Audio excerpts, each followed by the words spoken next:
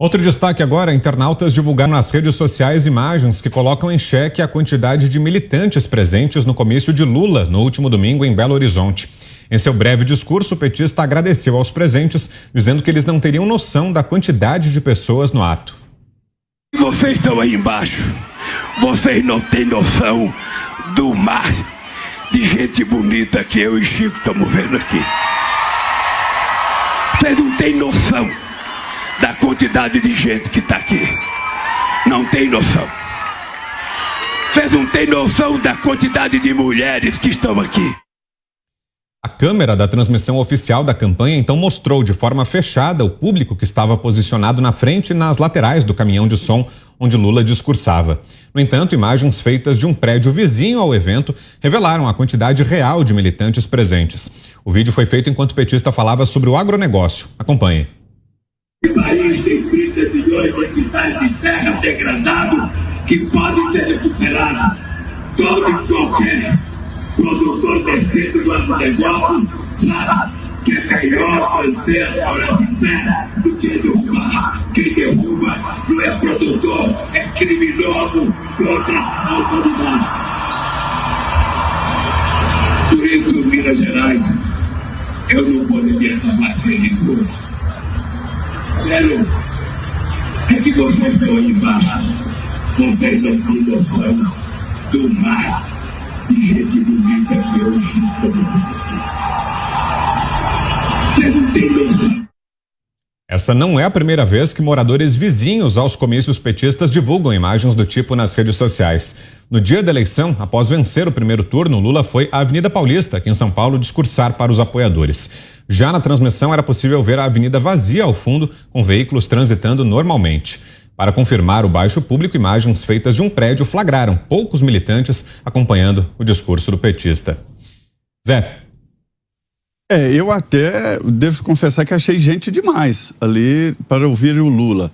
Eu ouvi de um militante do PT aqui, de um dos organizadores da campanha, de que há uma redução de recursos do Lula e que os grandes comícios estavam a ser colocados de lado e uma tentativa de ir para as ruas. É isso mesmo. Mudar de hábito e ir para as ruas. Isso aí, essas imagens mostram que se Lula for para as ruas, descontando os seguranças dele, que são muitos seguranças, né? E os ali da campanha eleitoral, pode ser que não sobre mais ninguém, porque realmente não é o forte de Lula. Mas eu admito que isso também já é um assunto que não adianta muito. É impressionante a quantidade de gente, de apoiadores que o presidente Jair Bolsonaro arrasta por onde vai. E o incrível é que até quando ele não avisa que vai, de uma hora para outra enche, porque a rede dele é muito azeitada, funciona muito bem. Então, assim, isso aí, evidentemente, é só uma demonstração clara de apoio, é importante fazer essa onda, engajamento, mas não representa muito, conforme ficou muito explícito no primeiro turno. Mas eu confesso que achei até demais o Lula ter ido a reuniões e comícios com quórum bem menor. Você, Schelp? Olha, o que a gente viu antes do primeiro turno foi uma competição, uma concorrência, né, uma disputa entre Datafolha, ou pesquisas eleitorais, e Datapovo. Né? Aquela história de que o Datapovo, o povo nas ruas, a quantidade de pessoas que cada candidato conseguia mobilizar é o que definia realmente o tamanho do eleitorado. Enquanto do outro lado tinha as pesquisas apontando ali quem seria o favorito, quem estava na frente e assim por diante. Provou-se que ambos estavam um tanto quanto errados, né?